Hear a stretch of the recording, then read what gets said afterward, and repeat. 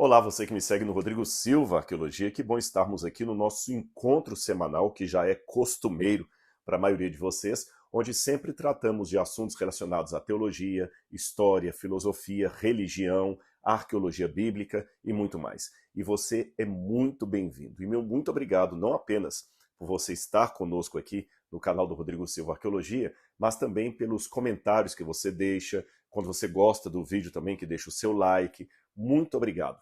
Isto ajuda muito o canal e eu faço com muito prazer essas gravações semanais para trazer um conteúdo acadêmico, digamos assim, da Bíblia para você, numa linguagem que eu espero que todos possam compreender. A Deus toda a glória, obrigado por sua presença. Agora, antes de entrar no assunto de hoje, que pelo título você viu que é um assunto polêmico, espinhoso, muita gente está esperando o que eu vou dizer sobre isso, alguns já estão até, assim, talvez com os dedos coçando para digitar alguma coisa, me chamando de herege, porque o título realmente é um título polêmico. Mas antes de entrar no assunto, eu quero fazer dois convites a você. Dois convites.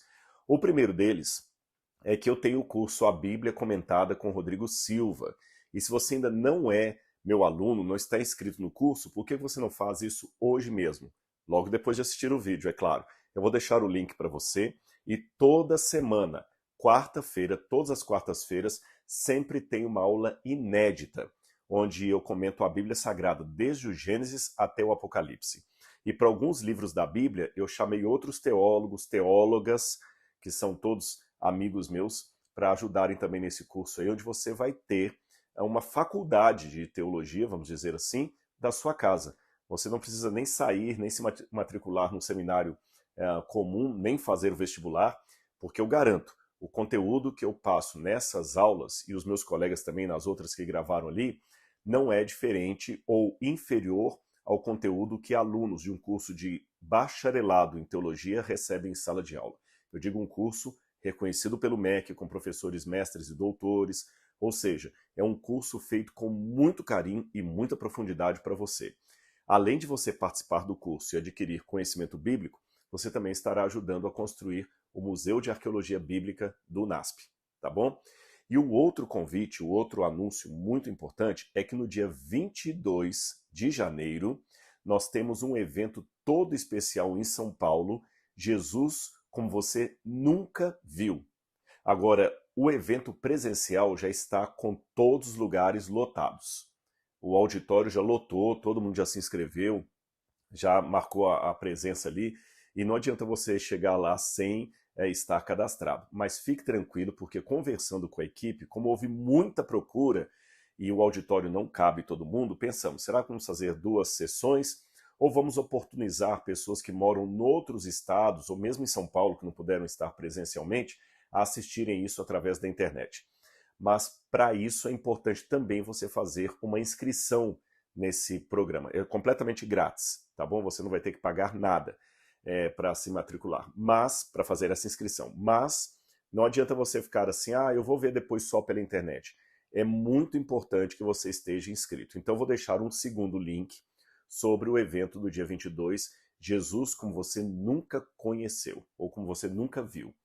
Eu vou apresentar, é inédito, muita coisa que eu vou falar ali é inédita, você não vai encontrar em sermões, palestras, então fique atento, tá bom? Dois convites para você ser meu aluno no curso A Bíblia Comentada com Rodrigo Silva e você participar agora online dessa programação, desse evento Jesus como você nunca viu, do dia 22 de janeiro. Você é o meu convidado, convidado de honra, tá certo? Muito bem, com esses anúncios feitos, vamos dizer assim, agora posso entrar no tema, decepcionado com Deus. E eu já começo aqui dizendo que houve muitas vezes na minha vida que eu fiquei decepcionado com Deus. E eu tenho quase certeza, não preciso ter nenhuma bola de cristal, não que bola de cristal realmente possa ver alguma coisa, apenas uma figura de linguagem, eu não preciso ter nenhuma bola de cristal, nem ser profeta, para ter a certeza de que aí do outro lado, assistindo esse vídeo, é bem provável que eu tenha uma quantidade considerável de pessoas que estão nesse exato momento sentindo-se traídos por Deus, traídas por Deus, decepcionados com Deus de uma forma geral, desapontados com o Altíssimo. Parece que o Senhor prometeu e não cumpriu. Eu sei que a frase ou o título decepcionado com Deus, é um pouco forte, principalmente para quem conhece bem a língua portuguesa, a etimologia das palavras, e sabe que a palavra a decepção vem de uma palavra latina, a deceptio, que significa engano. Engano. Na origem, na etimologia da palavra decepção, está a palavra engano, tá certo? Até a raiz da palavra inglesa, cognata, também vem do latim dessa vez e não do saxão, e também significa engano. Então, aquele que está decepcionando está enganando. Agora, é lógico que por uma questão de semântica, a pessoa decepcionada também é aquela que teve uma surpresa desagradável com alguém que lhe prometeu algo e não cumpriu. Alguém que não correspondeu ou não alcançou a expectativa que foi criada com base nas palavras daquela pessoa. Então ele é considerado alguém decepcionante, alguém enganador. Então quando você diz que Deus, que eu estou decepcionado com Deus, é como se você estivesse chamando Deus de enganador, e Deus não é um enganador. Então deixa eu explicar primeiro o que significa essa expressão decepcionado com Deus e ao mesmo tempo a verdade bíblica que Deus não engana ninguém. Deus não é um decepcionador. A questão é que o fato de Deus não decepcionar não é sinônimo perfeito em relação ao sentimento da decepção. Eu vou explicar para você.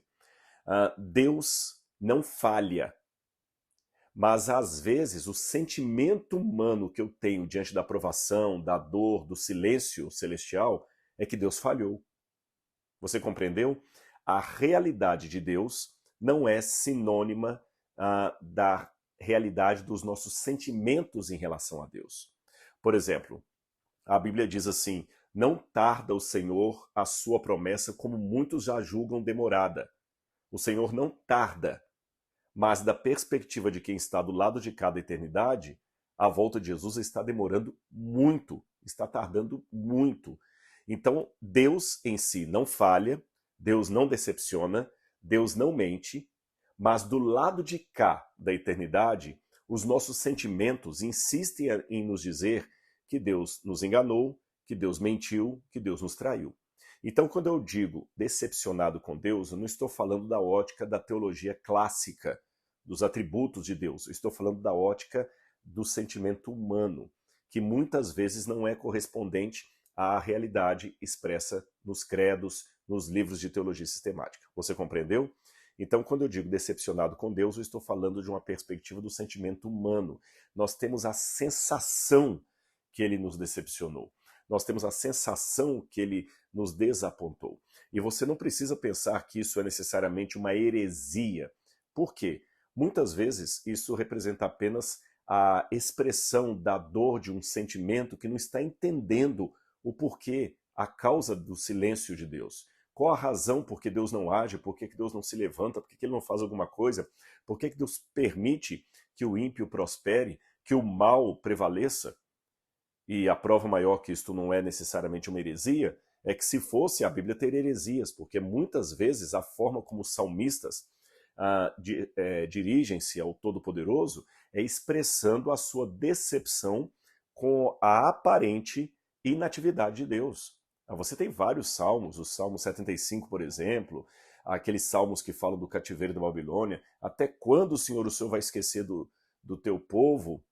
Até quando o Senhor vai fazer ouvidos surdos à nossa oração? O próprio Jesus na cruz do Calvário teve uma sensação, olha, veja bem, Deus não decepciona, Deus não abandona os seus filhos. Deus nunca abandona os seus filhos.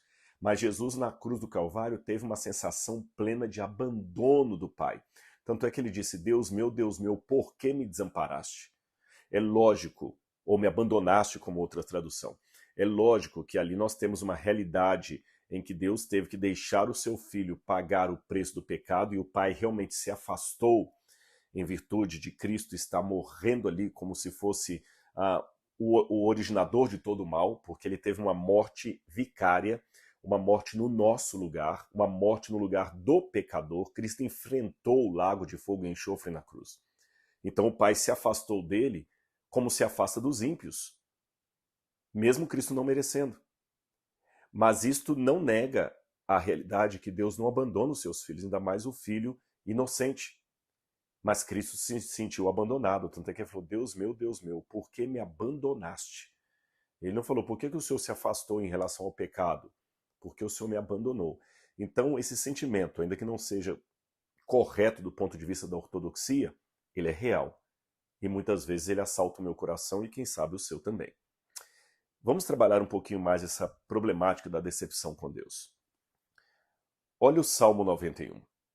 Eu me lembro quando criança que tinha uma Bíblia na minha casa e ela ficava aberta sempre no Salmo 91, porque eu não sei quantos conhecem essa tradição, é um mito, é uma lenda isso. Muitas pessoas no passado acreditavam que a Bíblia aberta no Salmo 91 expulsava o capeta de dentro de casa.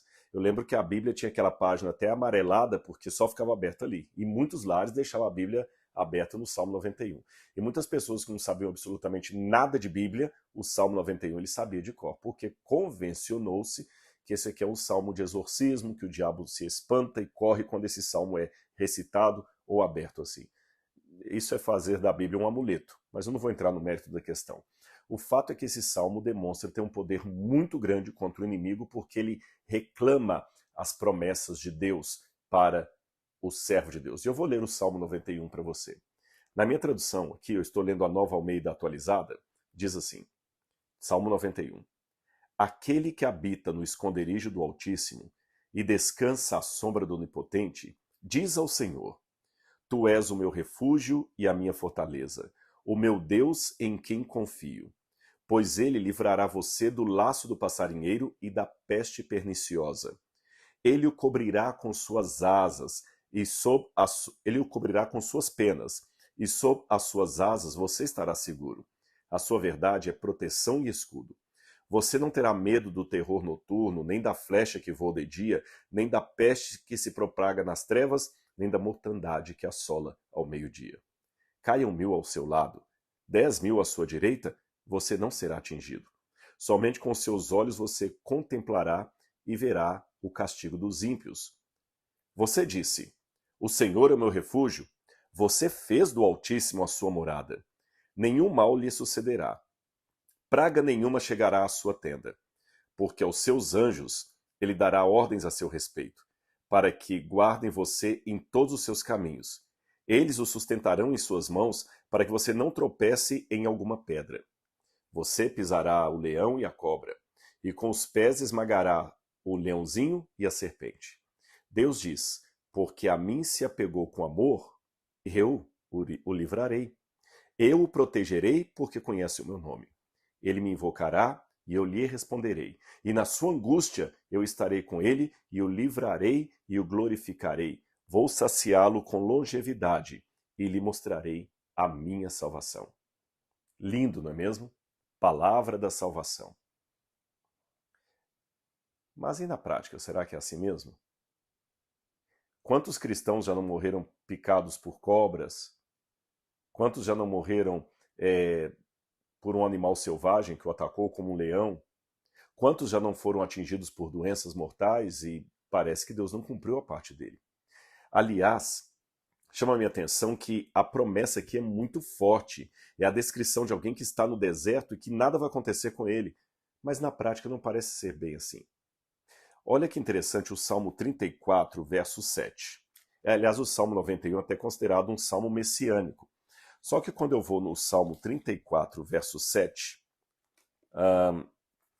deixa eu ver aqui, fui na página errada. Salmo 34, verso 7, diz assim, O anjo do Senhor acampa-se ao redor dos que o temem e os livra. É outra promessa muito parecida com o Salmo aqui, que aqui também diz, ele dará ordem aos seus anjos para que protejam você. E aqui não é só o Messias, não, é a qualquer indivíduo. Ele mandará os anjos dele protegerem você para que você não tropece em pedra nenhuma. O anjo do Senhor acampa-se ao redor dos que os temem e os livra.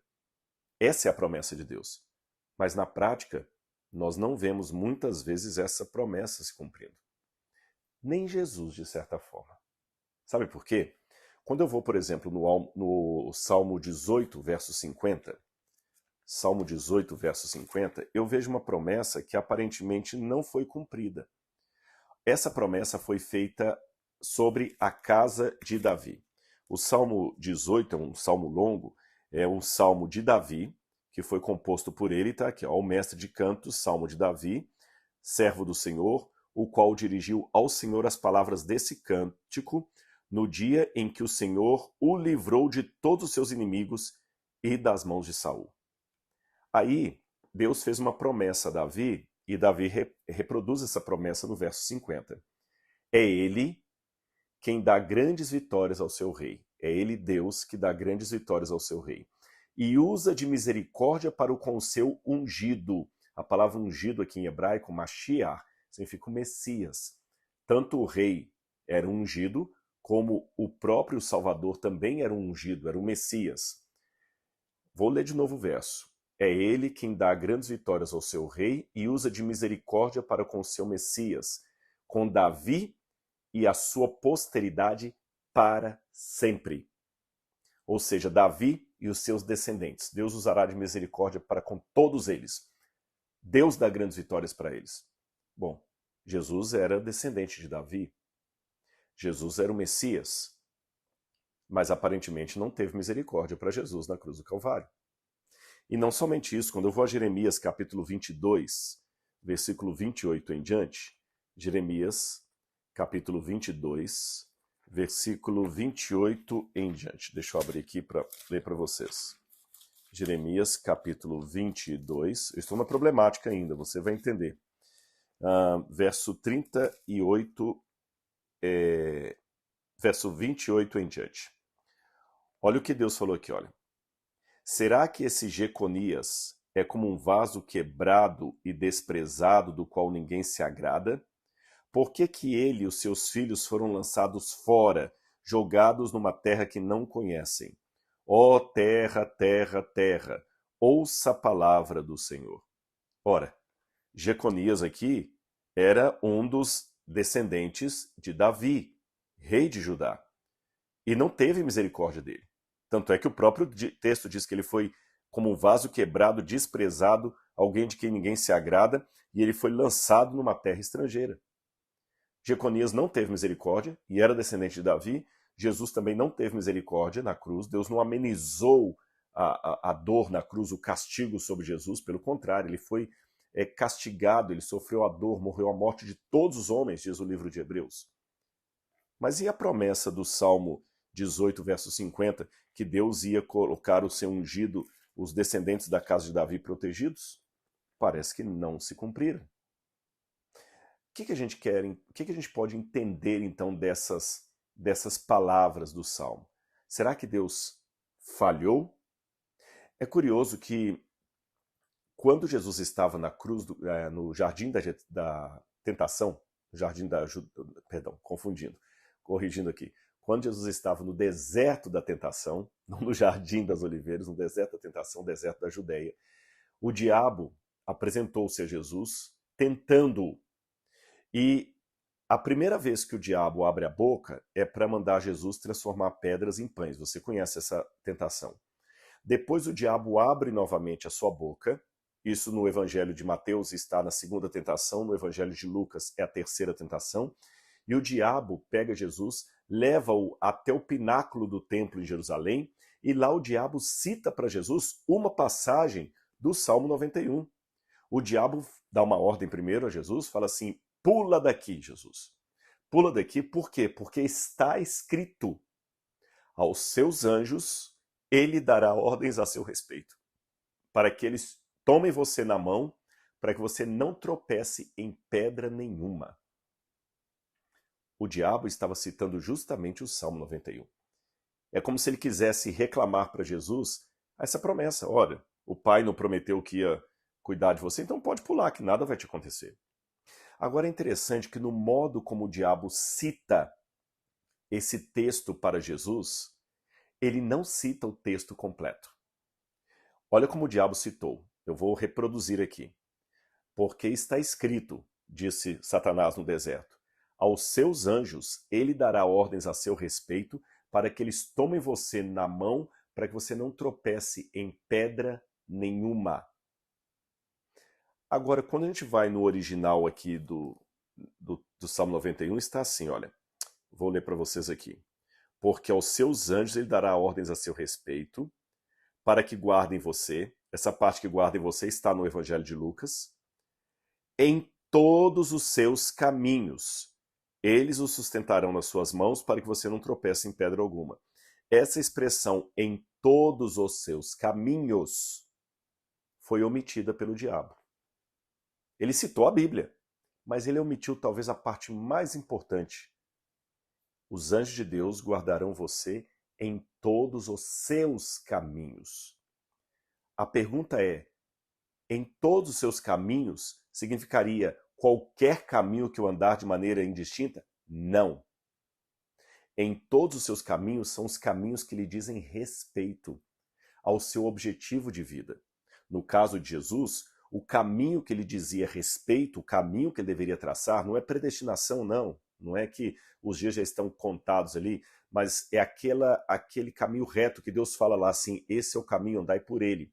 O caminho que Jesus deveria seguir como Messias era fazer a vontade do Pai e não tentar o Pai. O diabo colocou Jesus justamente no pináculo do templo, porque lá do alto você conseguia ver a multidão de pessoas andando ali em Jerusalém, vindo para os sacrifícios das festas religiosas, Páscoa, o dia do Yom Kippur, a festa das cabanas, o Sukkot. E se Jesus pulasse lá de cima, todo mundo ia ver, olha, o homem está pulando, ele está se matando. Só que quando ele fosse pular, os anjos iriam, o segurariam e ele pousaria em paz. A primeira pergunta que nós fazemos é, isto levaria as pessoas a acreditarem que ele é o Messias? Não necessariamente. Porque qual milagre é maior? Pular de um prédio e conseguir flutuar e cair aqui embaixo sem nada lhe acontecer, coisa que um ilusionista como David Copperfield consegue fazer, ou ressuscitar uma pessoa que estava 4 dias morta, como era o caso de Lázaro. Eu acho que o milagre da ressurreição é muito maior. E nem por isso as pessoas acreditaram em Jesus. Pelo contrário, Jesus ressuscitou Lázaro num dia, poucos dias depois já estavam pedindo a crucifixão dele. Que milagre é maior? Pular de um prédio e flutuar e chegar são e salvo aqui embaixo? Ou multiplicar pães e peixes para milhares de pessoas? Jesus certa vez falou, ó geração incrédula, e também disse, ainda que alguém dentre os mortos vá ter com eles, ainda assim não acreditarão, quando ele contou a parábola do rico e Lázaro. Então ali já estava uma parte do engodo do diabo. Tentar convencer Jesus que o marketing dele era mais favorável para o reconhecimento do messianismo de Jesus do que qualquer outro marketing de Deus. Primeiro, seria isso. Segundo, colocar em Jesus uma certa independência do Pai. O Pai falou como ele deveria vir e como ele deveria viver como seres humanos, como uma pessoa, como um homem simples, operando milagres e tudo mais, mas como um homem simples e depois morrer na cruz do Calvário. Mas o diabo queria sugerir a Jesus uma metodologia melhor do que a divina. Vamos diminuir as coisas, ao invés de você ficar misturando no meio da multidão, por que você não faz uma aparição cinematográfica? Eu estou colocando o anacronismo aqui, né? Cinematográfica, todo mundo vai acreditar. Esse caminho aqui é melhor do que o do Pai. Independência de Deus. Por isso que ao citar o texto bíblico, o diabo de propósito omitiu a parte em todos os seus caminhos. Porque ele queria que Jesus seguisse um caminho que não era o dele. E tenha certeza, você que está me ouvindo, o caminho do mal, o caminho da perversidade, não é o seu caminho. Pelo menos não é aquele que Deus gostaria que você traçasse. Não é aquele caminho que Deus lhe ordenou, este é o caminho, andai por ele. Então, quando você está no outro caminho, você se coloca à mercê do diabo. Também me chama a atenção, só um parênteses rápido, principalmente nesse mundo de apologética, que o modo de Jesus responder o diabo não foi corrigindo o diabo. Interessante, Jesus não fez uma réplica dizendo, peraí, você não citou o texto correto, ficou faltando uma parte. Jesus não ficou apontando o erro do inimigo. Como Jesus respondeu à mentira de Satanás? Com a verdade. Jesus citou a Bíblia. Também está escrito, não tentarás o Senhor teu Deus. Então, a questão, muitas vezes, no nosso método de discutir, de debater, Muitas pessoas ficam defendendo a palavra de Deus, a verdade, apontando erros do outro. Olha, ele falou isso aqui, ele falou aquela vírgula ali, ele falou aquilo ali. Não seria melhor nós combatermos o erro mostrando a verdade ao invés de mostrando os erros? Mas tudo isso ainda não resolve o problema. Sabe por quê? Jesus não cedeu à tentação do diabo. Jesus andou nos caminhos de Deus e Jesus foi fiel. Mas parece que a promessa do Salmo não cumpriu. Tanto é que aqui o Salmo diz, olha, você disse, o verso 9, o Senhor é meu refúgio, e você fez do Altíssimo a sua morada. Por isso, mal nenhum lhe sucederá. Ou seja, como você foi fiel no verso 9, cumprirá em você a promessa do verso 10. Como você fez de Deus a sua morada, fique tranquilo que nenhum mal lhe sucederá. É como se Deus fosse uma caverna, um abrigo no meio do deserto, e uma vez que eu faço desse abrigo o meu esconderijo, a minha proteção, o sol não vai me castigar lá dentro. É uma questão óbvia. Se eu procuro refúgio dentro de uma caverna, os raios do sol não vão queimar a minha pele. Ficou claro isso para você? Agora, só que no caso de Jesus, não foi bem assim. Ele fez do Altíssimo a sua morada, e mesmo assim terminou traído, preso, morto numa cruz, e antes disso ainda chicoteado e torturado. E parece que não cumpriu nele a promessa do Salmo 18, que eu havia mencionado para vocês, 18:50, porque ele não foi poupado do mal. Será que a promessa de Deus falhou? Eu acho que a resposta para responder toda essa problemática está no verso 14. Deus diz, porque a mim se apegou com amor, eu o livrarei. Eu o protegerei porque conhece o meu nome. Esse eu o livrarei, para mim, tem um sentido escatológico. O que é escatológico, Rodrigo? Os últimos tempos. Deus pode, eventualmente, nos livrar nessa vida, no transcurso da história. Mas Deus pode, eventualmente, não necessariamente, ele vai livrar. Anota isso aí que é muito importante, eu vou repetir para você entender. Na volta de Jesus, aqueles que se apegaram a Deus, isso que é a escatologia, o destino último, o juízo final, a volta de Cristo, naquele dia, todos, sem exceção, que fizeram do Altíssimo a sua morada, todos que confiaram em Deus, vão ser livrados do mal pior, que é o lago de fogo e enxofre, descrito no livro do Apocalipse. Eles serão livrados das garras do diabo. Eles serão livrados da morte eterna. Eles serão livrados da condenação eterna. Porque eles se confiaram no Senhor. Deus vai cumprir cabalmente a palavra dele. Mas isso no fim dos tempos. E enquanto o fim dos tempos não chega, os livramentos de Deus são circunstanciais e eventuais. O que é eventual? Pode acontecer, pode não acontecer. É por isso que, embora todos os crentes peçam a Deus, orem antes de sair de viagem, alguns Deus livra do acidente, outros Deus não livra do acidente. Percebeu? E aquele que Deus não livrou não é porque Deus foi incompetente.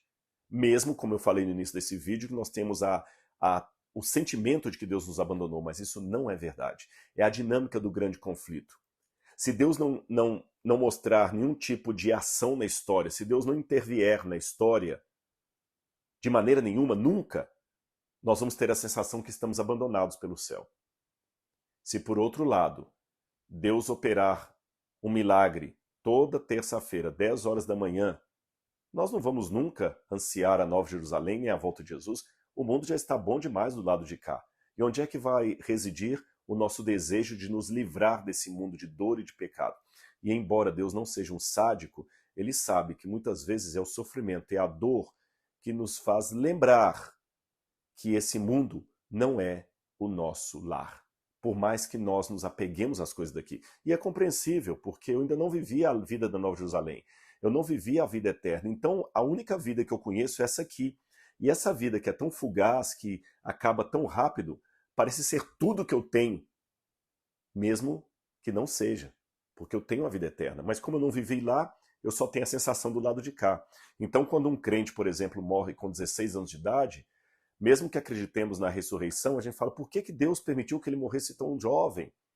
Por que Deus permitiu que aquela tragédia acontecesse? Você talvez está perguntando, por que Deus deixou minha mãe morrer de câncer? Ela era tão piedosa na igreja, ficava orando. Porque nós ainda estamos do lado de cá. E do lado de cá, os livramentos, do lado de cá da eternidade, os livramentos de Deus são circunstanciais e eventuais. Exemplo de circunstancial, eu dou para você. Todos os milagres que Cristo fez foram provisórios. Tem data de validade.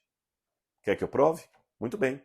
Em que consistiu a ressurreição de Lázaro, do filho da viúva de Naim e da filha de Jairo? Jesus, na verdade, os ressuscitou ou apenas adiou a morte deles? Calma, eu não estou duvidando da historicidade da ressurreição de Jesus, nem da literalidade dela. Perdão, da ressurreição promovida por Jesus. Jesus, de fato, ressuscitou aquelas pessoas que estavam mortas. Quero deixar isso claro. Lázaro morreu. Jesus o ressuscitou. Não foi uma reanimação. Jesus ressuscitou alguém que estava morto. Lázaro, o filho da viúva de Naim, a filha de Jairo. Mas, ao mesmo tempo que a ressurreição foi real, não é ainda aquela ressurreição última da volta de Jesus. É apenas um adiamento da morte, porque Lázaro, depois de algum tempo, morreu. A filha de Jairo, depois de algum tempo, morreu. O filho da viúva de Naim, depois de algum tempo, morreu. Percebeu? E Jesus não saiu ressuscitando todo mundo que estava em redor dele, tanto é que José, o padrasto, o carpinteiro dele, marido de Maria, em algum momento morreu e Jesus não fez nada para impedir a morte dele. Jesus também não ressuscitou João Batista.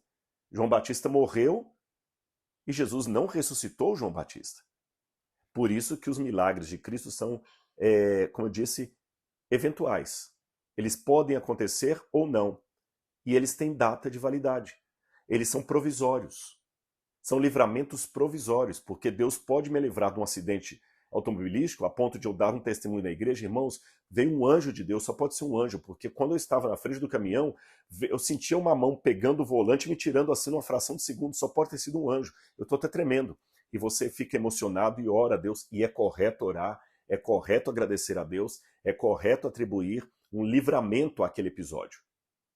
Mas pode ser que num outro momento eu esteja numa cachoeira, escorregue, caia, bata a cabeça e morra. E o mesmo anjo que me livrou do acidente com o caminhão não livrou ali na cachoeira. Não é porque Deus falhou. É porque do lado de cá da eternidade, os milagres ainda são eventuais, provisórios, podem acontecer ou podem não acontecer. E muitas vezes, aquele milagre que eu tanto espero de Deus, eu não vou ver. Quer um exemplo? Daniel era um homem fiel a Deus e passou a sua vida quase toda orando ao Senhor para livrar os judeus da mão dos opressores babilônios e depois os medo-persas. Os medo-persas, na verdade, libertaram o povo, mas ainda estavam no cativeiro. Ou seja, Daniel morreu sem ver o templo de Jerusalém ser reconstruído. Daniel morreu sem ver os muros de Jerusalém sendo reerguidos. Eu sei que Deus cumpriu a promessa, porque Deus permitiu que o templo fosse reconstruído, Deus permitiu que os muros de Jerusalém fossem reconstruídos, mas Daniel mesmo morreu sem ver tudo isso. Você percebe? João Batista ficou sempre anunciando a vinda do Messias, mas ele não viu todas as grandes obras do Messias porque ele morreu no início do ministério de Cristo. Viu alguns milagres ali que Jesus fez, e o batismo, e o Espírito descendo, mas o grande evento de Jesus, nem o cristianismo, ele não viu. Ou seja, muitas pessoas não testemunharão o objeto da oração delas. Então, o que eu quero dizer para você da promessa de Deus no Salmo 91? A promessa de Deus é que eu tenho que pedir com fé para que Deus me cure, para que Deus me salve, para que Deus atenda ao meu pedido. Eu tenho que pedir isso com fé e andar nos caminhos de Deus. E eu tenho que continuar com fidelidade, porque Ele pode resolver não atender. Eu tenho que pedir com fé, porque Ele pode fazer, e tenho que continuar com fidelidade. Quer Ele atenda, quer Ele não atenda.